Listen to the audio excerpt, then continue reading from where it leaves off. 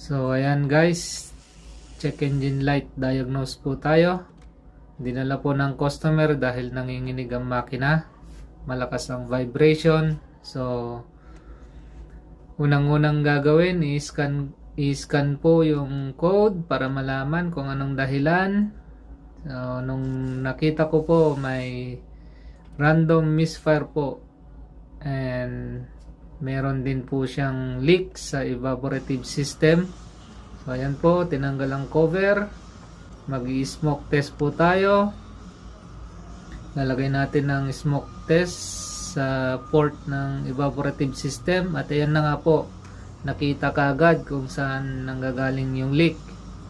So ayan po, bibidyohan para makita ng customer kung saan nanggagaling yung leak.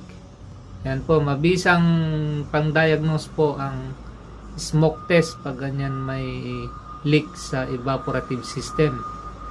Madaling ma-detect. So, yun po. Titingnan din po yung evap canister sa malapit sa may tangke ng gasolina. So, doon din po makikita. Pag may leak po dito, makikita din na may usok pag sakaling may butas ang inyong evap system. So, yan po. Maliwanag pa sa buwan. Nandun yung problema ng sasakyan. So, hindi na po natin na videohan kung paano tanggalin yung leak na yon sa evap system. At saka yung ignition coil at saka spark plug, hindi ko na po na videohan dahil sobrang busy po. Hindi ko na po nahawakan ang aking camera para ma-videohan ang aking pagtanggal sa ignition coil at saka ng spark plug dahil mahabang proseso po yon.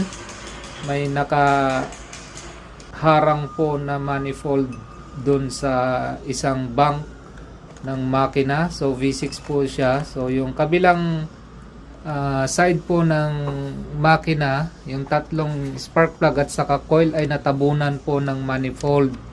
So mahabang trabaho po yun, hindi ko na nabidyohan. Remove already?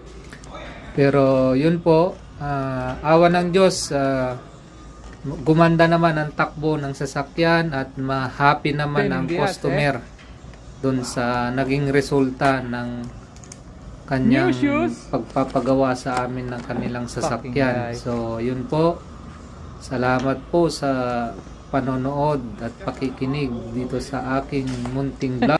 Marami pang susunod na ating mga iba vlogs. So maraming salamat po sa inyong pagsubaybay.